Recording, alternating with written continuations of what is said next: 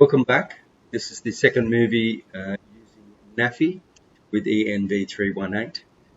With the second movie, I'd like to show you a few more of the features of NAFI that I'd like you to explore and understand before we get into some tutorial material next week. So here we are back at the login for NAFI. This is the main page as I've described before. On the left here is the table of contents. Here you'll also see on this front open home screen the latest cloud conditions. So this is the latest MODIS satellite image to show users where cloud is, because they may be aware that there's a fire in their area, but we are unable to see it because the satellites are visible and they don't look through the clouds. So if I click on that video, sorry, not video, it's a picture, we can see the imagery and where the cloud is. So I clicked on a point in the map and that's where it shows. You can see hotspots that have occurred this morning up here in the northern part of the Great Sandy Desert, but sort of the bottom of the North Kimberley, the NT border, west of Larger Mona, so into the Tanami Desert as well. Extensive fires burning out there at this time, unfortunately. You can see the rest of the Kimberley, and there's lots of other hotspots. Now, a feature, these hotspots are, although very coarse, they're very timely. And the other thing about them is that we record them. And the manager of this website, Dr. Peter Jacklin, who was formerly with the Tropical Savannas Cooperative Research Centre and has been working for the Darwin Centre for Bushfire Research here at CDU for over 25 years, manages this website. He and I and a couple of other people sort of put it together about 20 years ago based on some work we needed to do, and it's just grown and grown into this massive thing. So this area in the northern top end, out here, we've got East Arnhem land. So you can see Northern Buoy, Yirrkala. And then just slightly to the west is a place called Galawinku. I'll just zoom in there. And that island is Elko Island. Reasonably big island and has quite a reasonable population of probably about 1,000 people on it altogether. But then when you head up northeast, this very important archipelago of islands known as the Wessel Islands occurs. It's referred to locally as the vertebrae, so people are quite aware spatially of how these maps are distributed across part of the sea. And you can see if we head up to the northeast here, we have this amazing island here called Marchinbar. And right at the tip is Cape Wessel. There's a lighthouse there to inform shipping of the occurrence of these islands so that nobody can run into them. I recently went on a field trip here with some colleagues from CDU, and we're going to be setting up a research station, I think it's going to be, with many of the rangers from Galawinku. They're known as the Martha Carl Rangers, and we've been working with them for some months now, with my colleague Dr. Carol Palmer, who's a cetacean biologist, and Sam Banks, who's the director of REAL, and he's a geneticist. So we've been out collecting genetic material from many of the animals. What is also very special about this island is that there are no cats, no dogs, no pigs, no buffaloes, no cane toads, and little or no weeds. I've done a bit of a botanical survey of the area, and I haven't seen anything of any significance in terms of invasive flora, and we didn't see any invasive fauna. What we did see, we were camped down here on this bay, excuse me, called Hopeful Bay, and Hopeful Bay is, because the way it's facing to the west, is a very calm place to be in the dry season. Quite a different story in the wet season when you've got the northerlies and northwesterlies, but a very calm place in the southeast and surrounded by sandstone. Let's see if we go and look at the satellite image here, satellite image version. If I zoom into Hopeful Bay, which is down here, oh look, it's going to give us the label. It's got a bit of cloud, but that's about as much as it's going to let us zoom in. You can see a very extensive beach there. Behind that complex of vegetation are sand dunes, and those sand dunes are full of patches of monsoon vine thicket, quite a dry dry environment, but fairly densely packed with these patches of vine thicket and many flowering and fruiting species. So I'm imagining that it can support a reasonable amount of small mammal and bird life, which it did. We found many quolls, northern quolls, which are almost excluded everywhere else. And there's also golden bandicoots, and they're only found in a couple of places. And this is one of them. They were relocated from other islands in the mainland some 15 years ago by Carol Palmer and a group of other people, John Winowski, who's a very well-known researcher from up here, from Darwin. You can look him up. He was head of the Flora and Fauna Division. Winowski, that's W-O-I-N-A-R-S-K-I.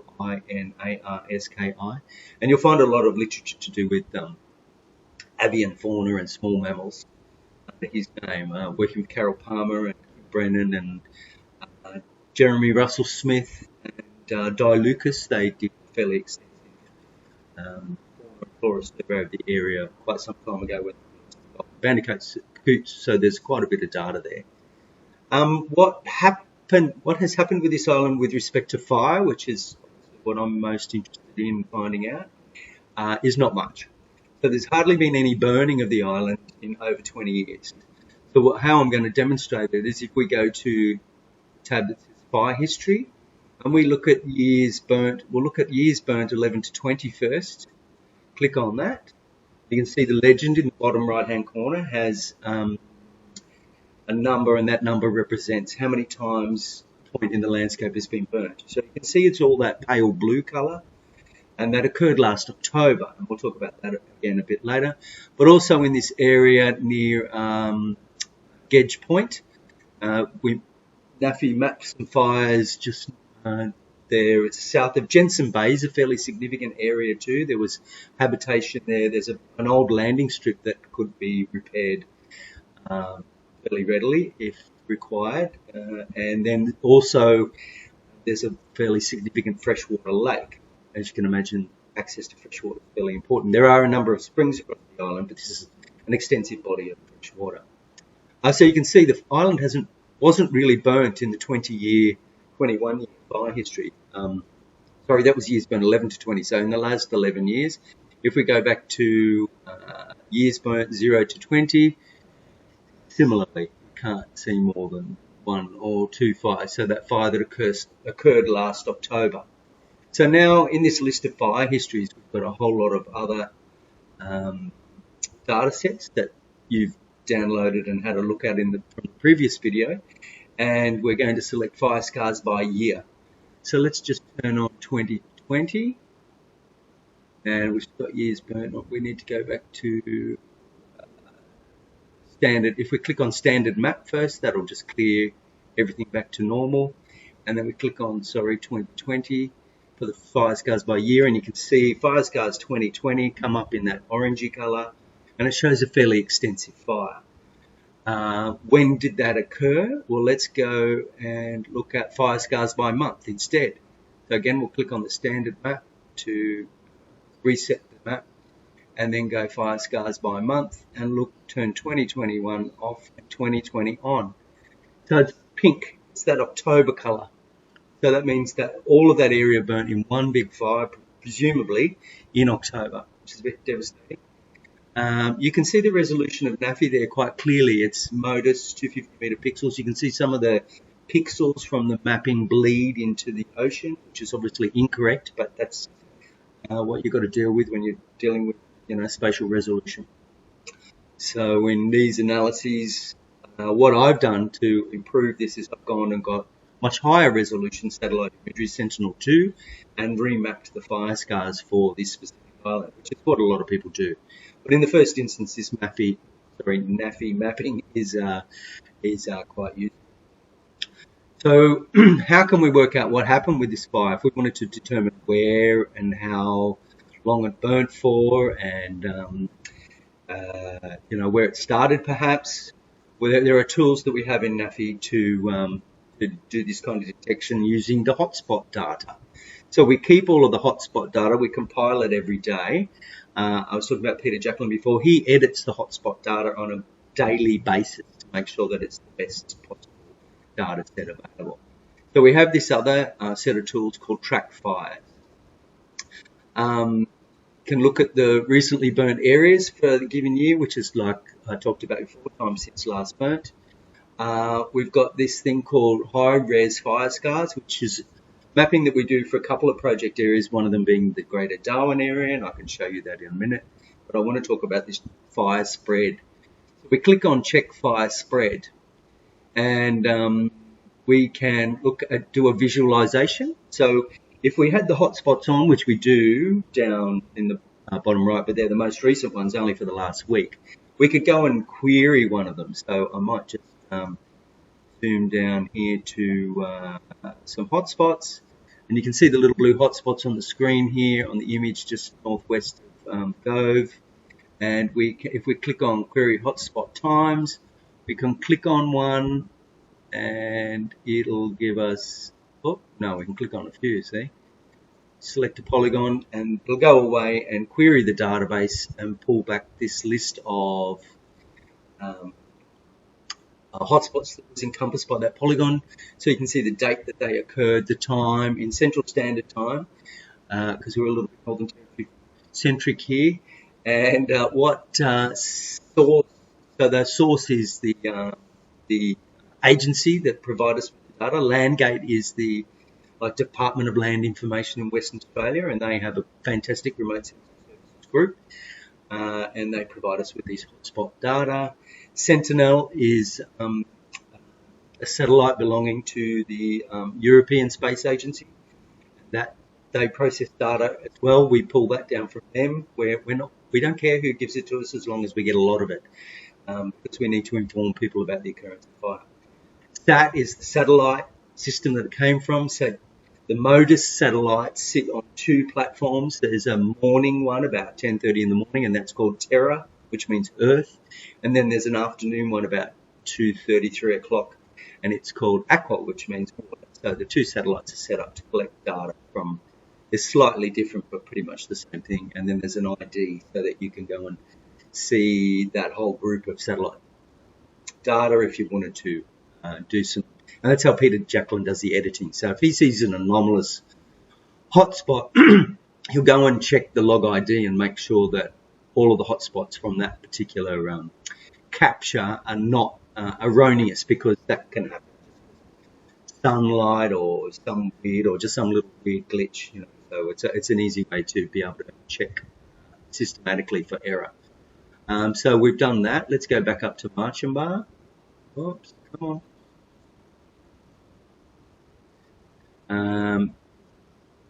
Let's have a look at the line map, this area.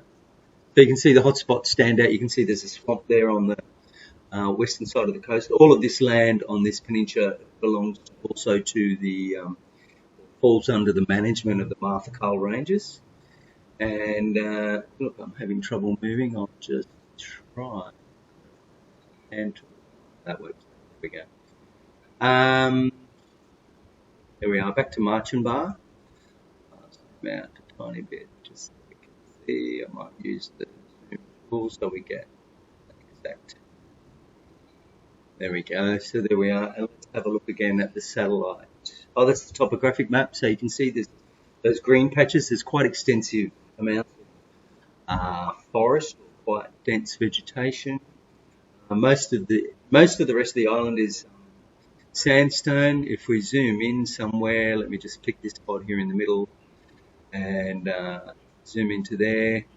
You can see all the dissected sandstone quite clearly, and then those thick patches of vegetation which occur. They're either dry monsoon thicket, or in some instances there are springs there that support that denser vegetation. And then you can quite clearly see on the coast, particularly on the western coast, these extensive sand dune complexes, which it doesn't look like there's a lot of vegetation, but there are many, many patches.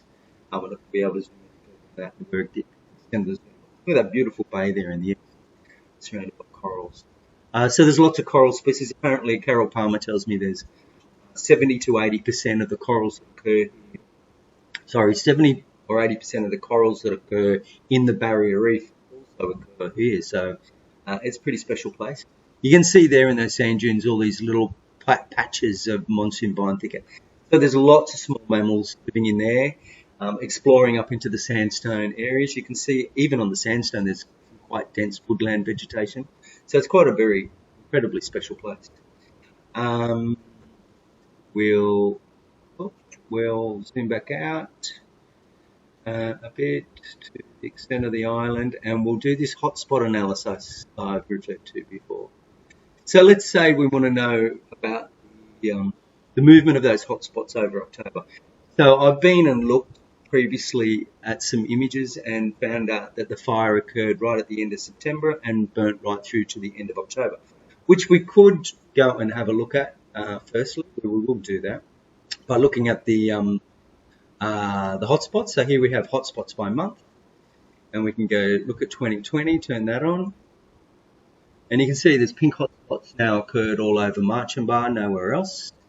And then we could go and do some simple querying, which I did do with the query tool, and worked out approximately where the fire started. And it was somewhere here in Jensen Bay, which is right in the middle of the island. So I've done that preliminary research, and now I'm going to go back to the track fires and look at older hotspots. So it's not the last week, obviously. It happened last October 2020. So I'll click on that, and it comes up with this animate hotspots dialog window. So the first thing you do is select an area using polygon. So you see I get this little yellow square, and I can start drawing around the island, my area of interest. Ta-da, double click to finish. So that's the area delineated. The start date, I would like to start on, let's say, let's go back to September 2020. And we'll pick a date like, let's say, the 28th of September, and done. And then the end date is, let's say, the 31st of October, just to encompass that month of October, something like that. And then we can hit, so animation progress is that step that shows you through time how the hotspots are appearing. And now I'm going to hit play, and what's going to happen is it's going to show you the hotspots. So the time that occurs on the dialog window as we move through time, so they'll come up in pink, and then when it becomes more than 6 hours old, it'll go red, and then when it becomes more than 12 hours old, it'll go grey. So you can watch the progression. Let's hit play, and you can see the date occurring here where it says current hotspot. So we're currently on the 29th, 30th. You can see they occurring there in Jensen Bay, appearing and then disappearing, appearing, turning grey. So you can see the fire's heading north a bit, and at the same time heading south. And then it's cruising up the island and down the island. And it's moving along all these little gullies that are full of spinifex because it hasn't been burnt in many, many, many, many years. You can see the fire's about to reach the top of, I'll hit pause when it's at the top there, it's at the top there. So what date is that? 16th of October. So it took just over 2 weeks to get to the top. I'll play again, keep going. You can see it's still only halfway down the island because it's October. There probably must be still some southeasterlies. So the fire's moving into the wind, but slowly but surely moving down. Afternoon breezes are mostly northerly, so it helps the fire to continue. And we get right to the end of October. And let's go back a bit to find that actual end date and hit play again, and gets right to the end. Let's say now. So right through to the 25th of October. Play.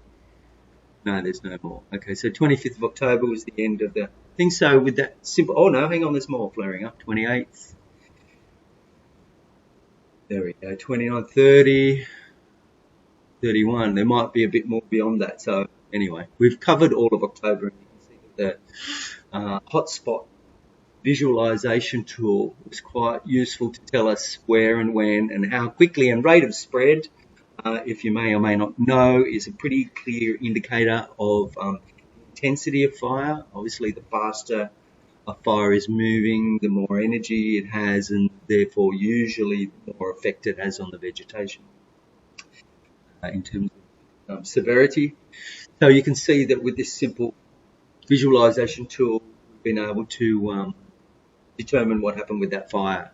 And more than that, we've been able to determine where it started. We were able to work out its rate of spread. So from the Jensen Bay there to the top nearly at Cape Wessel, the top of the island anyway, it took 2 weeks. So we can work out quite useful ecological knowledge fairly simply for people.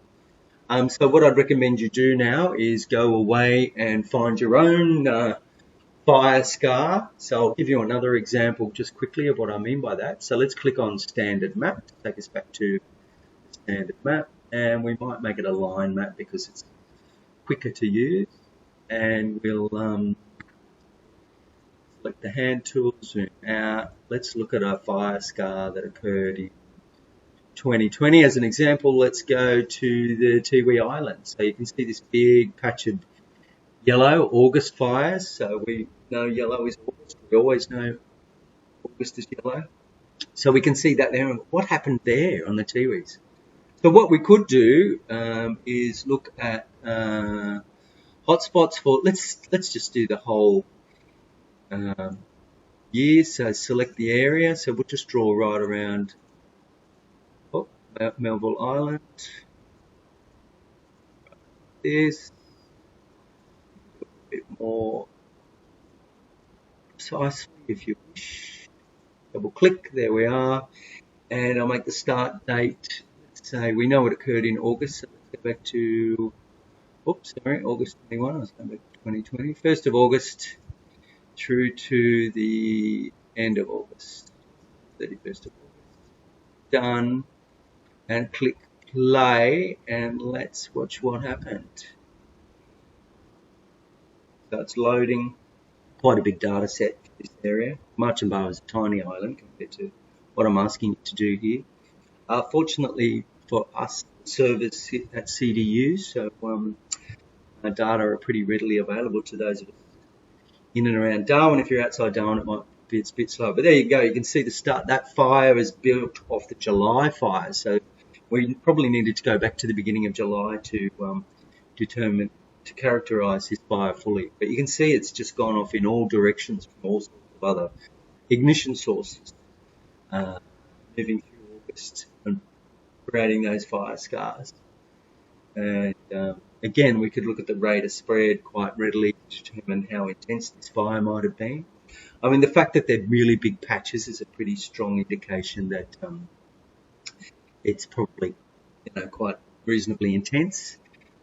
That depends on how much fuel is there. So you could go and look at the time since last burnt layer, and that would tell you how much fuel is probably there. So it's a factor of how much fuel there is and what the wind speed is. So rate of spread being a fairly useful variable to characterise intensity.